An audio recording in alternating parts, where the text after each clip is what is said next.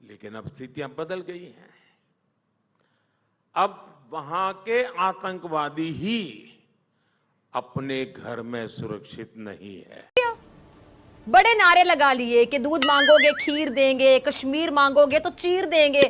मैं बताऊं, अब वक्त आ गया है कि हम तुमसे, कान खोल के सुन लो, कान खोल के, कि हम तुमसे कश्मीर भी लेंगे और जरूरत पड़ी तो तुम्हें और तुम्हारी मोदी सरकार को चीर भी देंगे, इंशाल्लाह। याद रखना मेरे। मतलब वो ये कह रहे हैं कि वो लोग जो कश्मीर में या वो लोग जो इंडिया में हमले करते थे, आज वो पाकिस्तान में महफूज नहीं हैं। तो उनको कौन टारगेट कर रहा है? यानी कि हम टारगेट कर भारत रहे की हैं। जानिब से लाइन ऑफ कंट्रोल पर सीज फायर मुआहदे की एक बार फिर से खिलाफ वर्जी करते हुए आज़ाद कश्मीर में शहरी आबादी को निशाना बनाया गया। भारतीय फोर्सेस की जानिब से वादी नीलम, झेलुम और बाग में आबादी पर बिला इश्तियाल फायरिंग की गई और शेलिंग भी की गई। भारतीय फोर्सेस की बर्बरियत में 4 अफराद जान से गए जबकि दर्जनों जख्मी भी हुए। चलो अगर वो सोशल वर्क समझ के कर रहे हैं कि जी ये लोग जो है ये टेरर ग्रुप के लोग हैं और इनको मार देना चाहिए, दहशतगर्द हैं, ये टेररिज्म करते हैं, भारत में भी करते हैं और जगह भी करते हैं, दूसरी कंट्रीज में भी करते हैं, तो इनको जब टपका से देना इक़्तिदार संभाला है, भारत को अक़लियतों के लिए जहन्नुम बना दिए, बच्चा बच्चा जानता है। और मोदी के आशीर्वाद मिलने से आरएसएस के गुंडे भी खुद को शेर समझते हैं। मुसलमानों पर तो आपको पता है वैसी जमीन तंग है, वहां पे गौ रक्षा के नाम पर कहीं भी कोई भी उठकर मुसलमानों को निशाना बना डालता है। लेकिन आप ये देख लें कि वहां पे ईसाई और सिख भी मोदी और इंतहा पसंद। हेलो, जय हिंद दोस्तों। एसपी न्यूज़ 91 में आपका स्वागत है दोस्तों मैं आपको बता दूं कि मोदी के 40 सेकंड के बयान से, सिर्फ और सिर्फ 40 सेकंड के बयान से पूरे पाकिस्तान के अंदर एक खलबली सी मच गई है। मोदी जी ने दिल्ली के अंदर एक मंच पर खड़े होकर कहा कि पहला टाइम था जब कभी 26/11 की रिपोर्ट मोदी जी ने देखी, तो उस रिपोर्ट को देख करके कहा कि भारत के अंदर पहले जो भारतीय लोग थे वे आतंकवाद से अपने आप को असुरक्षित महसूस करते थे, लेकिन अब दौर बदल गया है। अब टाइम वो आ गया है कि जो आतंकी हैं वो अपने घर में भी महफूज नहीं है।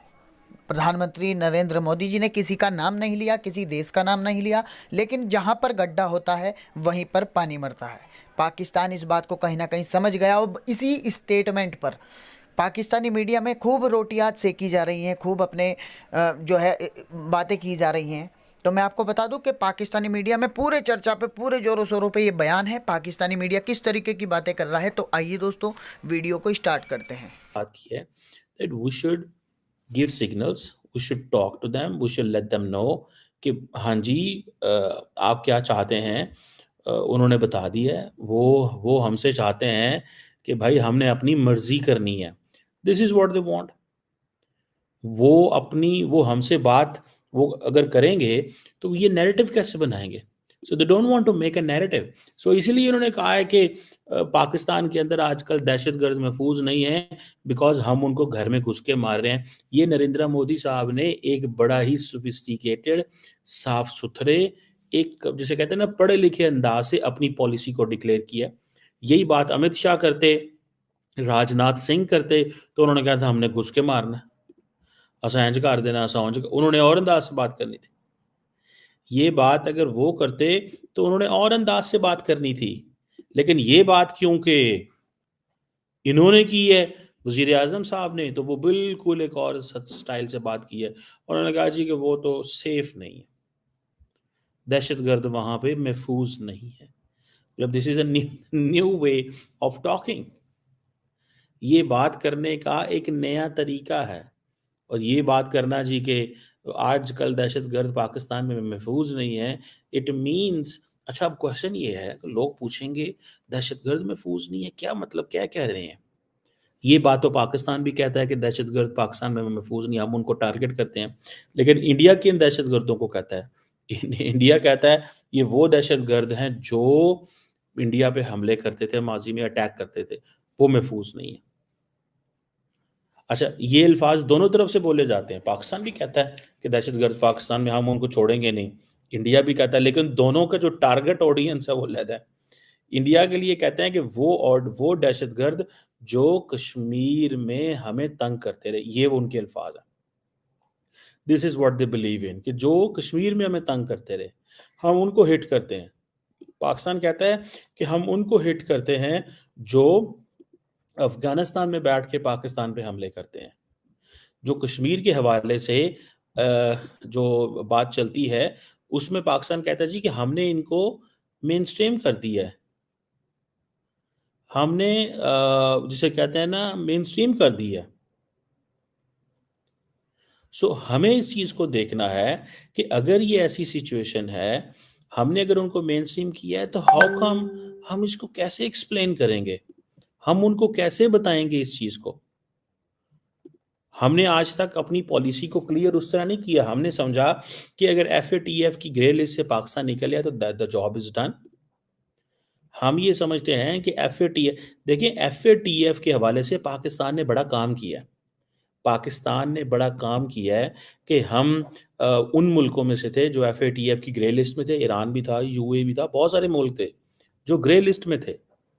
लेकिन क्वेश्चन सिर्फ इतना है कि ग्रे लिस्ट में तो थे और हम निकले, और निकले इस तरह थे कि उस वक्त हमने हाफिज सईद और कुछ ऐसे एसोसिएटेड लोग थे जिनको सजाएं दी, जेलों में डाला, सजाएं भी दी, जेलों में भी डाला, और उन्होंने ये सारी की सारी जो उनकी हरकत और सकनात थी उसको बंद किया। आज पाकिस्तान कंफर्टेबली कह सकता है कि पाकिस्तान को जो है वो सेफ है और पाकिस्तान की सरजमीन जो है वो इस्तेमाल नहीं हो रही अगेंस्ट इंडिया। ये पाकिस्तान कंफर्टेबली कह सकता है। मैं कहीं देख रहा था कि किसी जगह मैंने पढ़ा सुना कि इंडिया ने एक दफ़ा जनरल मुशर्रफ की जान बचाई। उसकी वो क्यों जान बचाई इंडिया ने जनरल मुशर्रफ की? वो इसीलिए कि जब जनरल मुशर्रफ ने कहा कि हमें इंडिया के साथ बायकॉट करना है and those non state actors which were carrying guns in the past, now they are not allowed to go for a jihad in Kashmir because this is not a state policy. जब पाकिस्तान की ये state policy नहीं है तो उन्हीं दहशतगर्दों ने फिर पाकिस्तान के उस वक्त के आर्मी चीफ के ऊपर हमले कर दिए।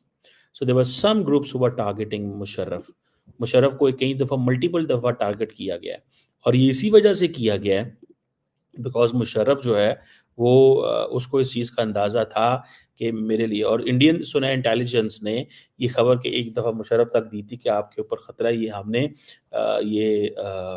ये हमने जो लोग कश्मीर में थे उनकी डिस्कशन से कुछ चीज़ निकाली है। तो इंडियन समझते हैं कि how come this is possible, ये कैसे मुमकिन है कि इंडिया जो है वो ही हमारी हेल्प आउट कर रहा हो, वो ही हमें हेल्प कर रहा हो, ये कैसे मुमकिन है?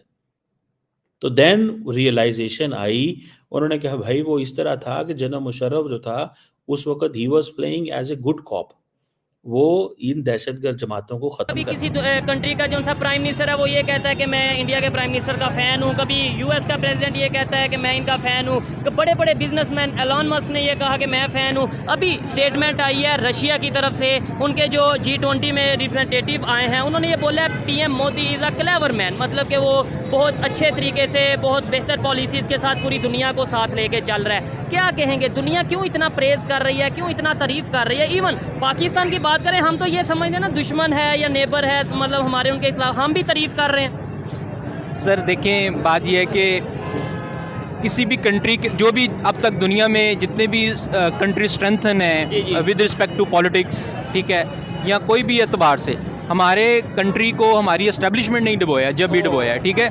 अब देख लें अफ़गानिस्तान रिसेंटली, ठीक है, कितना वो डेडली पोजीशन पे चला गया, जंगें उन्होंने लड़ी हैं, तबाह हाल वो हुए हैं, लेकिन आज उनकी इकोनॉमी कितनी स्ट्रेंथन होती जा रही है। वहाँ का कोई भी पर्सन CSS पास नहीं है, ठीक है। आप तालिबान देख लें, कोई भी वो CSS पास बनाया जाता था कि भाई ये कैसे गवर्नमेंट चलाएंगे, बस मतलब ये ऐसे ना कर, वो CSS पास ना हो के भी उन्होंने ये साबित किया है कि लॉयल्टी टू योर नेशन, ठीक है, और दयानतदारी, ऑनेस्टी टू योर नेशन, ठीक है।